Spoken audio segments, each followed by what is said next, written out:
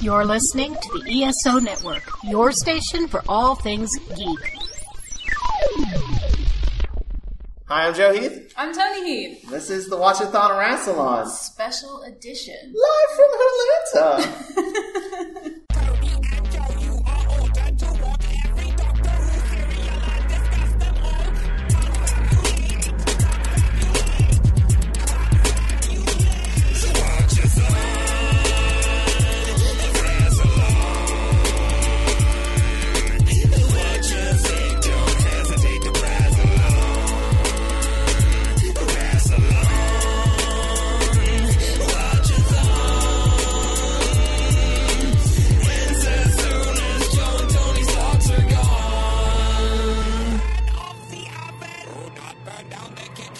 For those of you who don't know, we do a podcast where we're watching through all of Doctor Who in order. We're currently in the 4th Doctor, but we wanted to do a one-off special. So we did this, which you may be like, what does that have to do with Doctor Who? I should probably say what it is first, because this is a podcast and no one knows what I'm talking about. Sure, yeah. We just watched Tank Girl, which I'm not sure what year it was. I was going to look up all that information, and then I did nothing. Fantastic. Tank Girl, which you've seen before. I've seen I it had as never a seen before. Formative experience in my childhood. I could see that. I could see, like, Tiny Joe watching it and being like, okay, I don't know what this is, but I'm about it. Maybe. This is going to influence the rest of my life. It's a 1995 movie directed by Rachel Talalay, who directed all of Peter Capaldi's finales. Which are all amazing. True facts! She was going to be a guest. She canceled, but she's still here in spirit. A couple days ago. Yeah.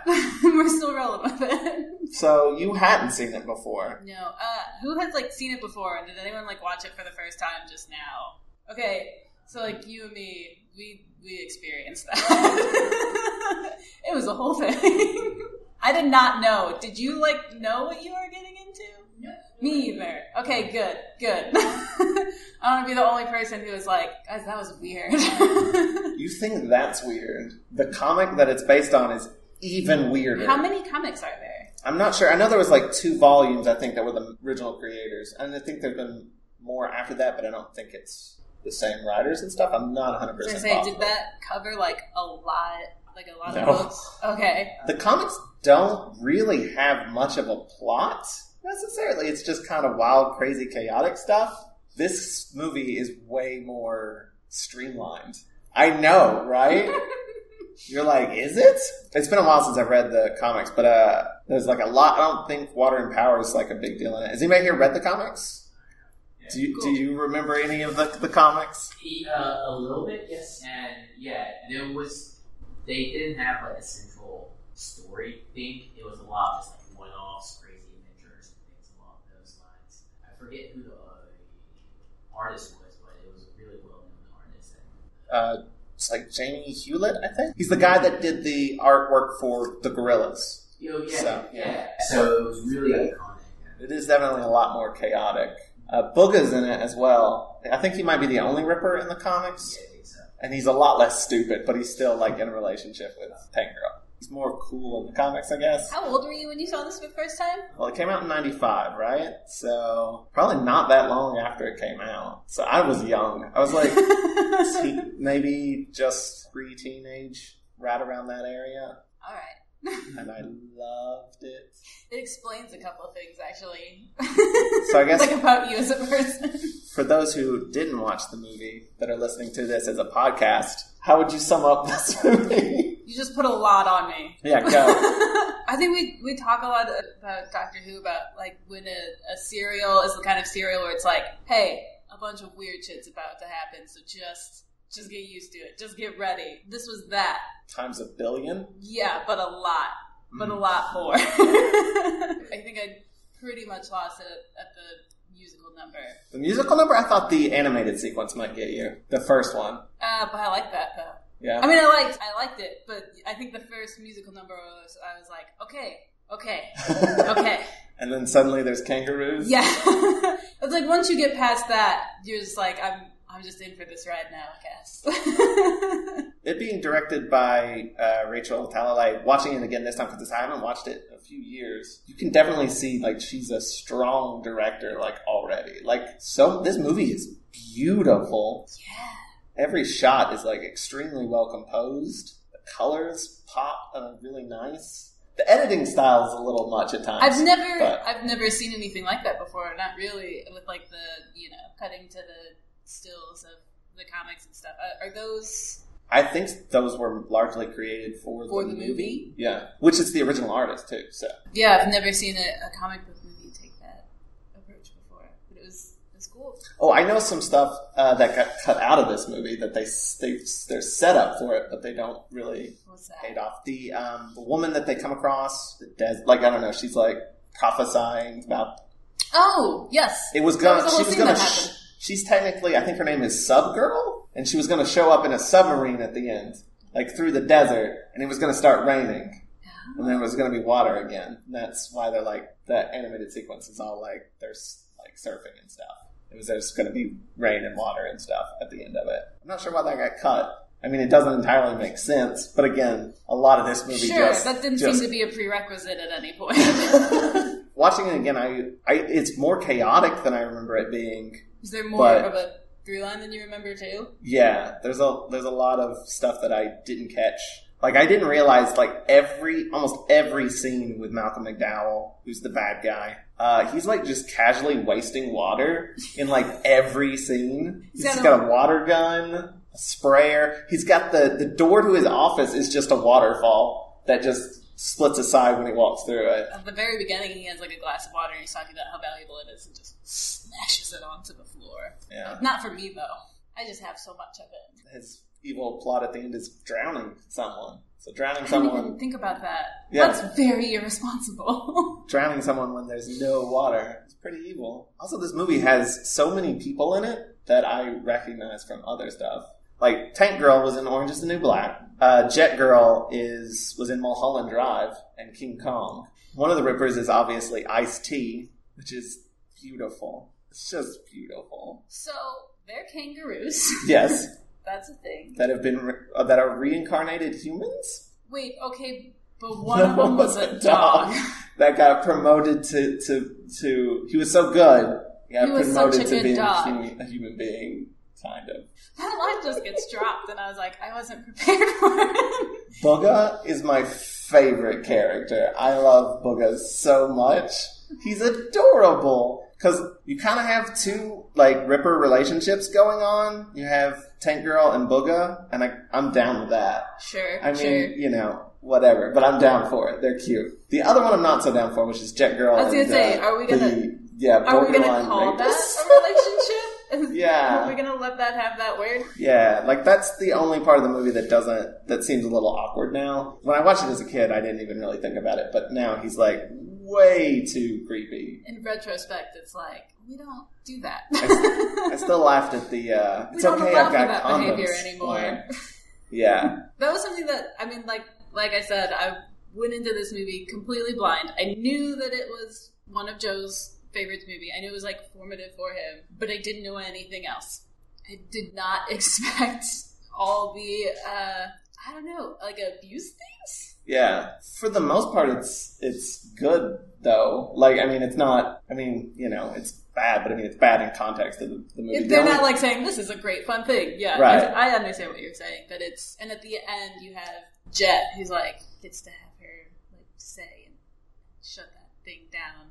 Good. That's nice. The only parts that don't work is that one kangaroo, I feel like because he's supposed to be a good guy. He's supposed to be a good guy, and he's being just as creepy as the bad guys, but it's supposed to be... But you're supposed to be like, ah.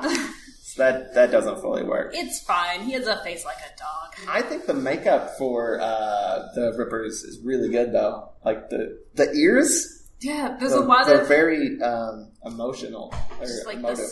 the set building in general... It's kind of fascinating. Like that world is aesthetically pleasing to me. I want to live in it. I want the tank. I do too. I would live in that tank. Just with all that crazy stuff all over the walls and stuff. It's amazing. What do you guys think about Tank Girl? Do you like Tank Girl? Are you as baffled by it? Matt, was it your first time seeing it? It was. You seemed startled. Every time I could get my head wrapped around it, then it would just jump off another cliff. Sometimes literally. Yeah.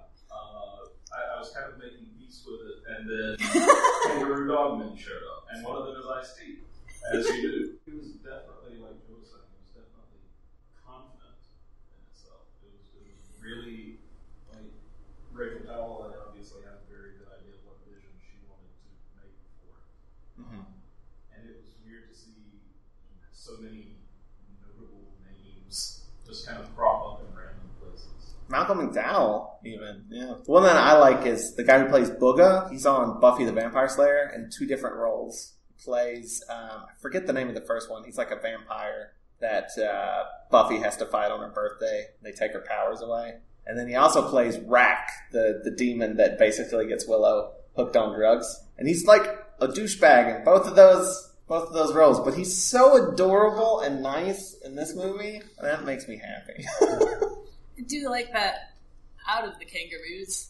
The sentence I'm about to say is just weird. It's fine. She, Tank Girl kind of ends up with like the sweet dumb one. Yeah. That's something that I'm very much for. Thanks.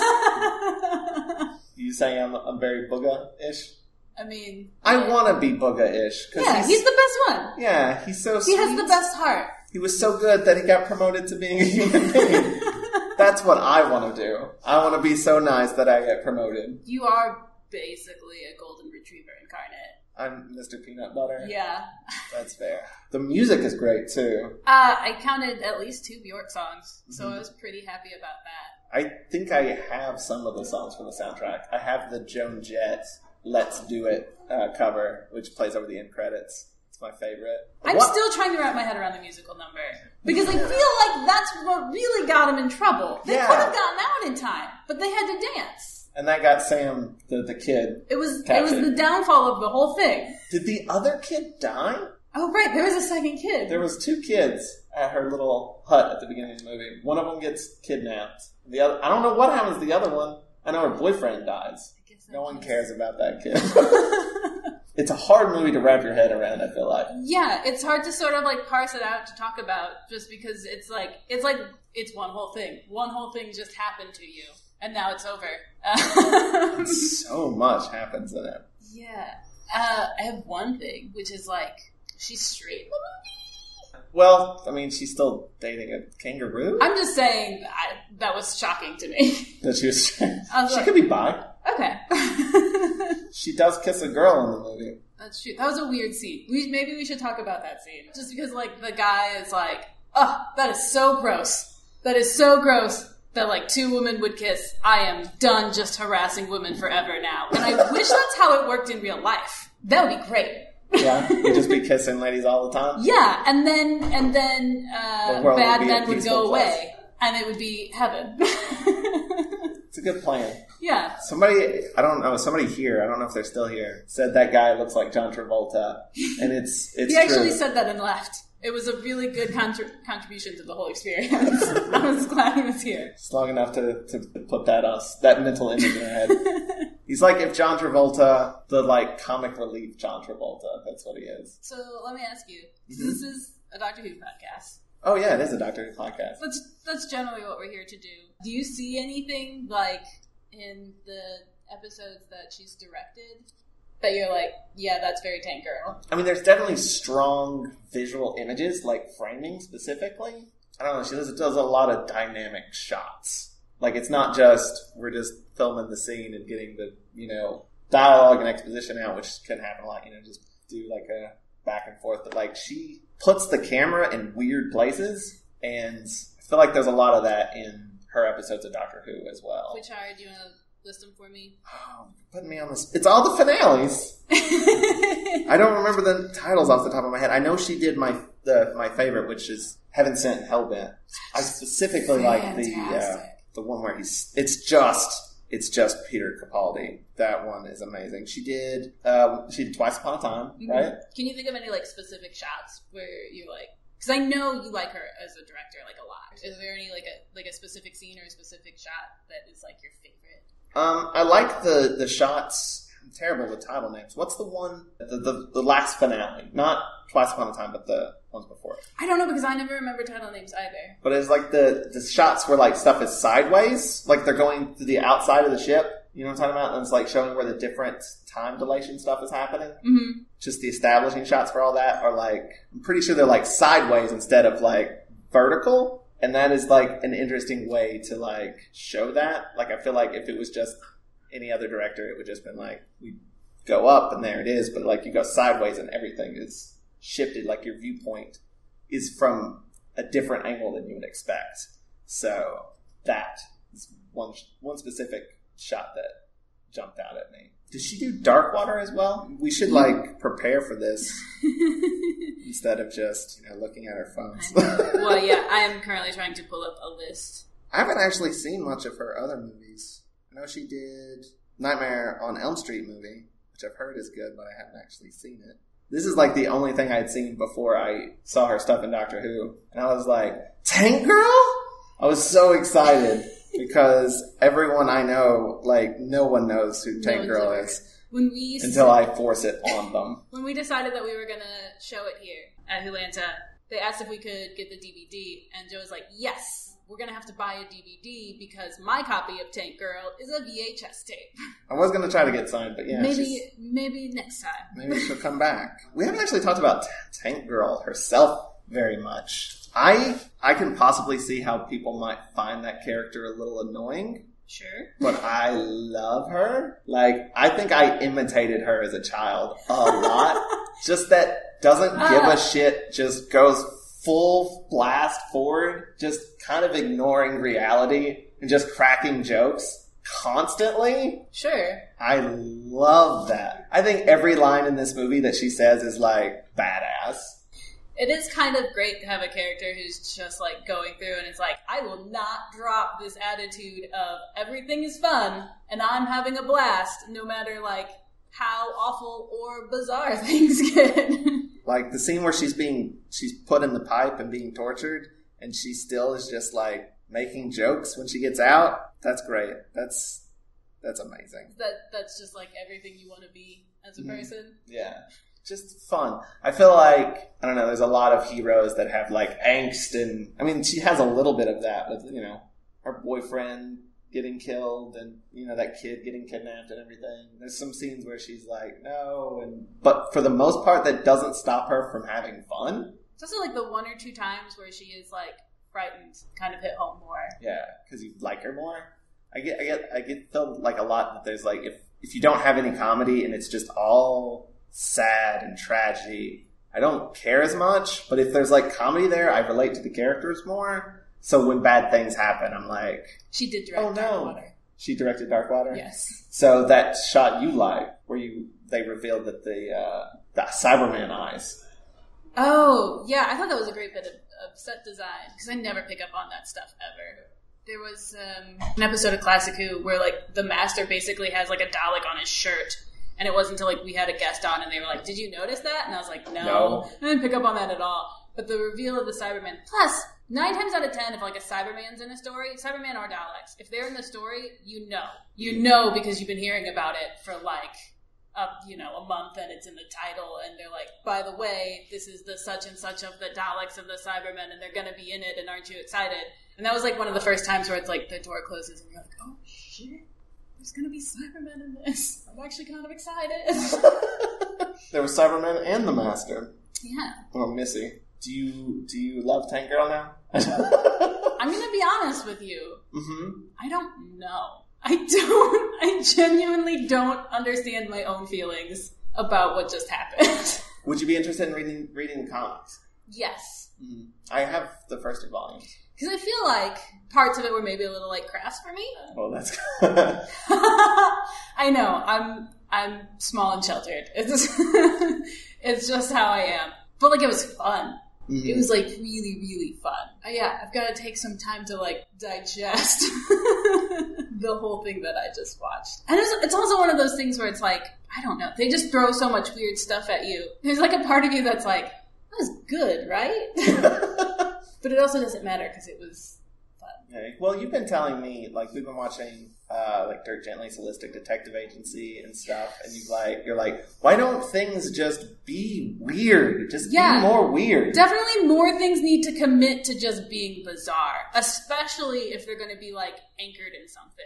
Like, Dirk Gently is anchored in a lot of, like, identity and relationships and stuff like that. And at the same time that, like, characters are trying to sort through that, like, just bonkers shit is happening. That's my favorite. So I like always appreciate something where it's like, all right, we're about to throw a lot of weird stuff at you. You just roll with it, and you're like, okay, let's go. There are kangaroos. There's a musical number. Let's go. There's a room full of bowling balls. I don't know why the bowling balls are there. Because it looks cool. Yeah, it's aesthetically. There's a lot about like the set design and stuff. That's like aesthetically like on point. Yeah. That is my favorite. It's a lot of interesting stuff that fills the frame. Does anybody have like questions, comments, concerns?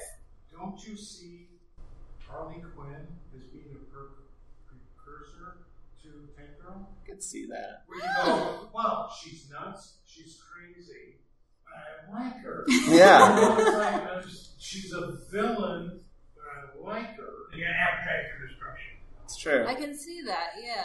Harley Quinn's the character who, depending on who has her, is like really great. Or kind of makes me like, yeah, when Harley Quinn is like good, yeah, I totally see what you're saying. They're just so crazy, you go, wow, this chick's bonkers, crazy, and she's kind of a villain, but you like her. You like Tank Girl, and you want to see her succeed, but she doesn't question things. So, I mean, not everybody would say the same thing, you know. Yeah, I'd say Tank Girl's definitely less of a villain, though. But, yeah, she does have that sort of, like I said, doesn't give a shit. She just goes for it. But I feel like a lot of Tank Girl is, like, just fucking with bad people. Tank Girl and Harley Quinn. I'd be down for that. Yeah, I'd watch that. I think in the comic books, she's probably a little more morally ambiguous than in the movie. Like, in the movie, she's clearly like, I'm taking out the bad guys. These awful men, mostly. But I think in the comics, it's maybe a little more just... She's a bounty hunter in the comics. Oh, I forgot about that. She's what? A bounty hunter? Yeah. Oh. She takes a lot of bounties and goes on misadventures with that sort of premise. She's more of like a Deadpool then than a Harley Quinn. Where like, you're straight up, doing things you shouldn't. Like, it's fine. You're fun to watch while you're doing it, so... I'll forgive you this one time. And probably the time after. I've definitely seen the movie more than I've read the comics, so the comics are a little more fuzzy for me. I remember at the time, like, I watched the movie and I liked it a lot, and then I read the comics and I liked it. I was like, I felt like the comics were too chaotic, but the movie wasn't quite chaotic enough. And I was like, I want something that's like right in between. Something that maybe goes a little more over the edge. Because there's some parts of the movie that are... What wasn't chaotic enough for you? I don't know. What was missing? I don't know, because watching it now, I was like, what were you thinking back then? This is pretty crazy. I mean, there is like a pretty straightforward narrative of, there's the bad guy and here's the way they go through it. So maybe just a little more bonkers. Just a little bit more. Just maybe a little bit earlier, too. I gotcha. Because there's some that's, like, the beginning of the movie, it's just basically them... It's pretty straightforward. Yeah, they're going around the desert. We introduce the bad guy. Then she's sort of hanging out at the house with the people. So there's nothing like that tips you off that there's gonna be kangaroos at the end. There's no musical numbers at the beginning. It's fairly straightforward at the beginning. Which, I mean, I guess that's not a terrible thing because you want to kind of escalate into pure madness. But maybe something at the beginning that would be a little bit more letting you know that some what you were up for. Weird stuff's gonna come. I'll say, I talked about, the set design some. I also want, like, all of the costuming from this, all of it, in my wardrobe now. Yeah, every outfit was great. Which one was your favorite? I don't know, I think with the hat she had, when she was doing Lookout very poorly. Oh, like the bowler hat thing? Yeah. That seemed very kind of Clockwork Orangey, which makes sense because he's in this. But, like, didn't she have, like, She had, some, like, eyeliner going on. I think my favorite is the outfit she wore when she's, like, riding the tank. Like, she's like, crouched on the... Oh, the, like, striped pants? Yeah. I like that a lot. I also like her weird, like, the scene where they're, like, on the nitrous oxide, and she's got, like, the hair sticking up all over the place. How many times did she change hairstyles in the movie? 8.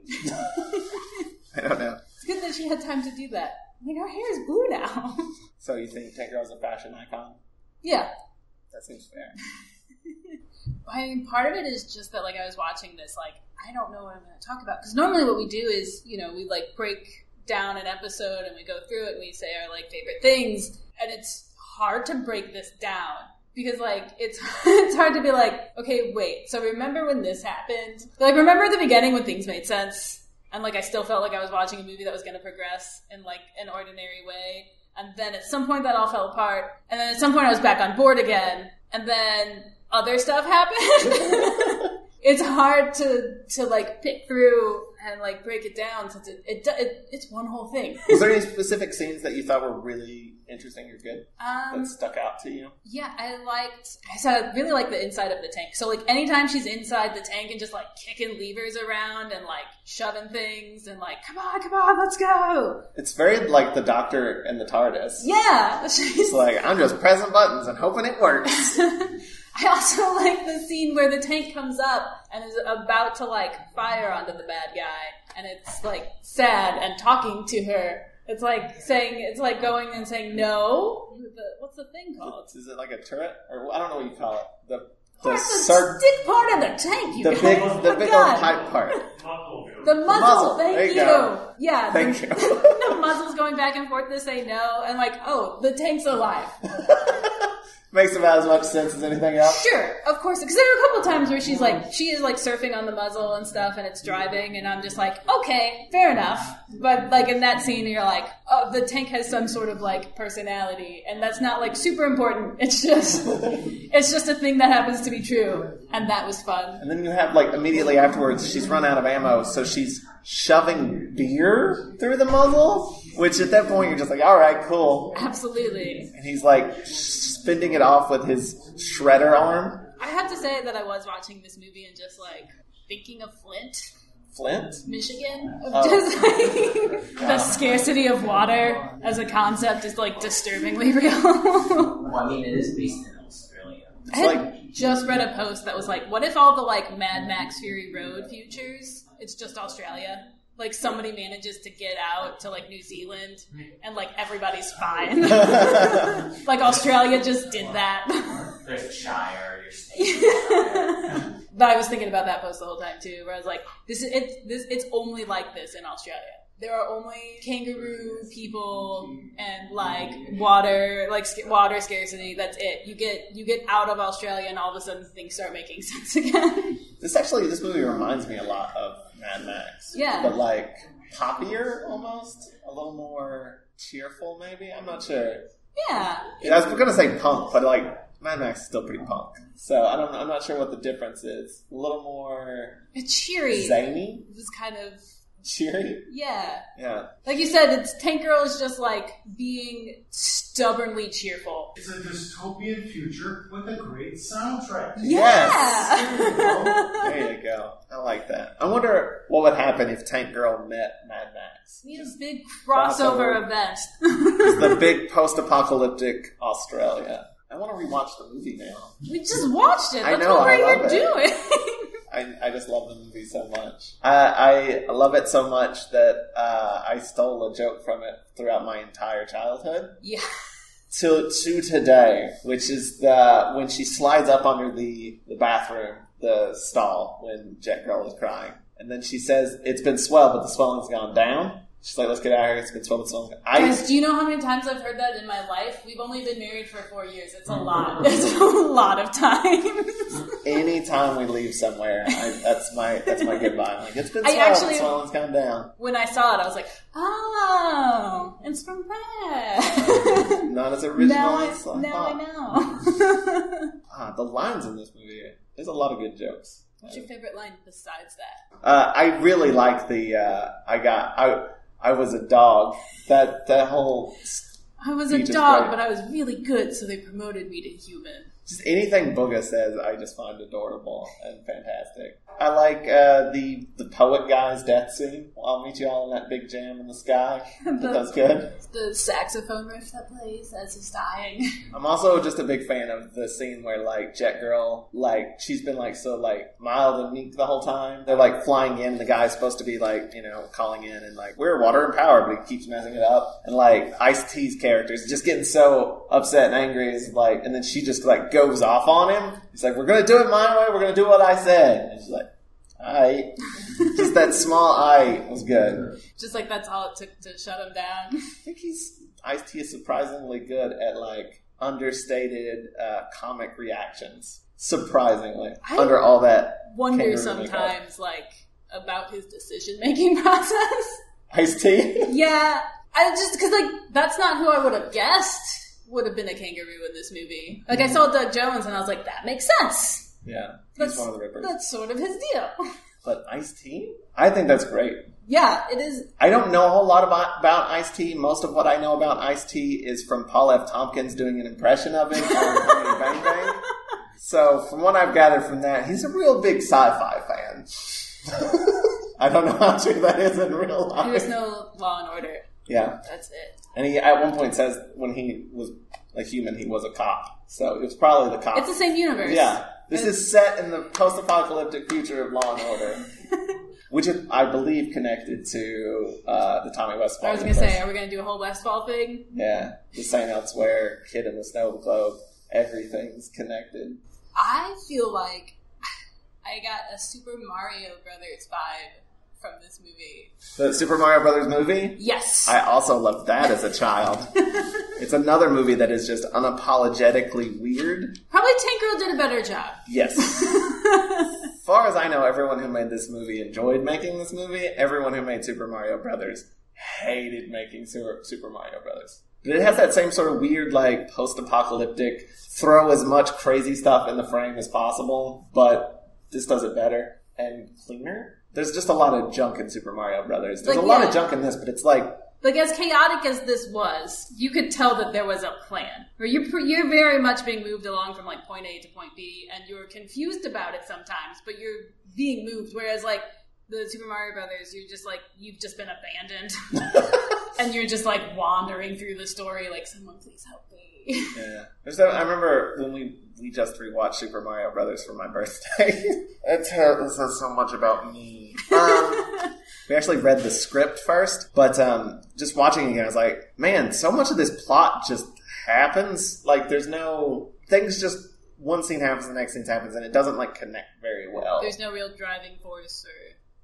really connected thread throughout it. And, like, that's where you're like, why are we here now? I don't know. And this, even though it is so crazy and jumps around a lot, there's still, like, I understand the progression of the plot. I understand why we're here doing this thing. Sure, there's a musical number, but I understand how we got there. Also, like, that musical number was great. It was. Like, while it was happening, you're not upset about it because you're just watching it like, all right, sure, absolutely. I sing along every time. It's a good song, too. Let's do it. Cole Porter. All right, I have a suggestion. Yes. But should we talk about the episodes that she directed of Doctor Who? Sure. I've managed to pull the list up, yeah. Oh, well, then you do it, not me. Unless anyone has any thoughts that they'd like to share. I'm still waiting for the sequel. Yeah, there we go. Let's do a sequel. Yeah. Everybody's still around. Like, Lori Petty's back in the limelight again with Orange is the New Black, I'd say. And she's still doing the same full-on, intense sort of role. So, do you have any final thoughts? Final thoughts. I love this movie. Go see this movie. Rent it. Or buy it. Own it. Consume it. Make it a part of your life. And if you do watch it and you're like, why did I do that? What happened to me? It's fine. It's Joe's fault. Yeah. If you did like it, talk to me about it. Tweet Joe immediately. He has a lot of opinions. There's a lot of feelings to talk about. I have a lot of opinions about weird, underrated 80s movies that no one watches. So, Series 8, we already said Dark Water and Death in Heaven. Then there's Heaven Sent and Hellbent. The best. World Enough in Time and The Doctor Falls. The Master and Missy. And the Master is wearing a mask again, which makes me very happy. I almost wish that it was a mask of his own face, because he's done that I mean, before. it kind of is. He's in, like, classic Who. I don't know how many masks he has made of his own face, but it's more than 3. I know that much. Wasn't that the episode where, like, I mean, Bill gets turned into a Cyberman, and she has that big hole in her chest, and it's very sad. Yeah, and then... Twice Upon a Time. Twice Upon a Time. I love the time loop in, was it Heaven Sent? Is that the one with the time loop where he's stuck in the castle? That's the best episode of Doctor Who I've ever seen. I mean, yeah, I don't have anything to add to that because, like, it's just hard to agree. Yeah. Everything about that episode is solid. And it's almost hard to watch. And the next one after that, you go to Gallifrey, and it, like, feels like a Western almost. And, like, you're in the desert and everything. It's just so pretty.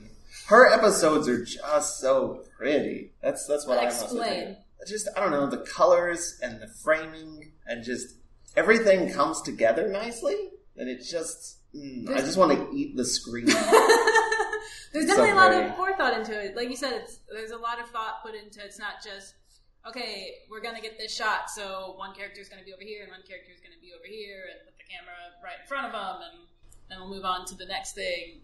There's a lot of, very intentional. How do we get the most dynamic looking thing that we can? Yeah, this is, I don't know, like the emotional stuff feels heightened to me. Like the scene of him, like, repeatedly busting his knuckles on that wall, or the scene of Bill just wandering around in that hospital is so creepy. Like, just the dread that you feel just watching that. Or when it's revealed that she is a Cyberman, and it's just heartbreaking. And the tear. Go back kind of to the old Sockman Cyberman and that, which to me is scarier. The sort of, almost human? Yes, they haven't quite been 100% converted yet, and you can still see, like, the human-y bits of them, and they aren't, like, quite all machine. The in-betweenness of that is way more terrifying to me. The, like, ambiguity.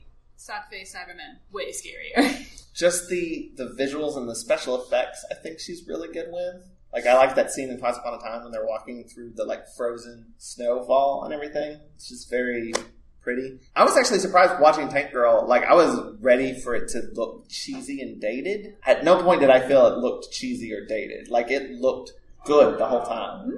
Is it just me? You might have some nostalgia glasses happening. I mean, it's very 80s. Or 90s. You can't watch 90s, that and not know that it is from the 90s. Right. You don't sit down and you're like, I wonder when this was made. You, like, know immediately. But I don't feel like there's any, like, special effect shot where I'm like, that looks that's what hokey. dated means. Well, I mean, okay, yeah. But I mean, like, I don't feel like there's any, like, bad like, CGI or like, bad green screen. Yeah, there's nothing ineffective, yeah. There's nothing that I'm like, oof. Like, there's, like, good stunt work. Like, the Rippers jumping at the final fight scene where the Rippers are, like, jumping up onto the catwalks and everything. Everything in that looked really good. And I'm pretty sure this was a low-budget movie. I'm imagining it wasn't, like, a blockbuster budget. But it looks amazing. Oh, one more scene that's really great. When she takes the pin out of the grenade, and the guy has just enough time to be like, oh, shit. Oh, shit. It's always a good joke. Yeah, always fun. Blowing something up in a wide shot. Good call. Yeah. We are the Metal Geeks Podcast, and on this show we have heavy metal, comic books, video games, movies, theme parks, and more. Wait. Comics? Yep. And movies? Exactly. Video games? Yeah. Metal? Of course. How does theme parks fit in this? It just does. All of us Metal Geeks can be found at metalgeeks.net. At Metal Geeks for Twitter, Metal Geeks on Instagram, and Metal Geeks on the Facey Space. You can also find us on iTunes. Subscribe today. Metal Geeks. Do you want to wrap this episode up? Sure. Thanks for listening, you guys. This is more people than we had last year, where it was just the people running the room. And we appreciate you guys a lot. If you liked this episode, you can check out more on Watch-A-Rassilon.com. We're on iTunes and all that good stuff. And you have a whole spiel at the end. Yeah, I know, and I don't have it pulled up, so I can't just read it. We normally give a special thanks to Yeah, we have a Patreon and an Amazon wish list. Patreon, so we have like bonus episodes and watch-alongs and all that sort of stuff. The Amazon wish list is we have Doctor Who DVDs on there, and you can purchase them for us and sponsor episodes of the podcast. In the meantime, we get a good amount from Matt Golden, which we say his name almost every episode. If you listen to the podcast, you hear his name a lot. Say hey. Thanks for being an uber fan of our podcast. We don't have any patrons that we need to shout out, do we? No, I bought this DVD. Special thanks to myself. Special for thanks to purchasing Joe this Heath. DVD for this. Thanks to WHOlanta for letting us do this. Absolutely.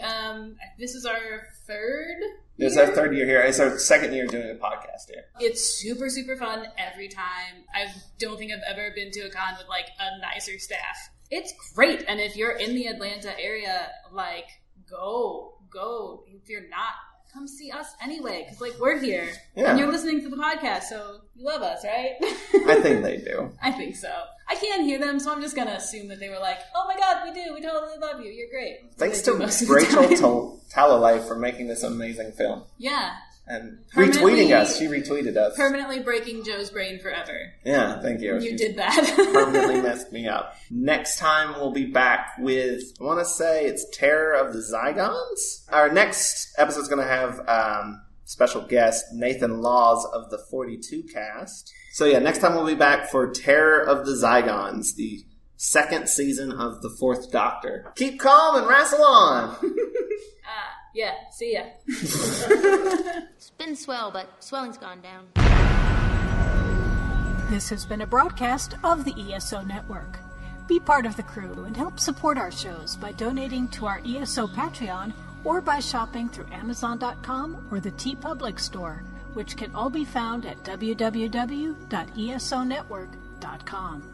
The ESO Network, your station for all things geek.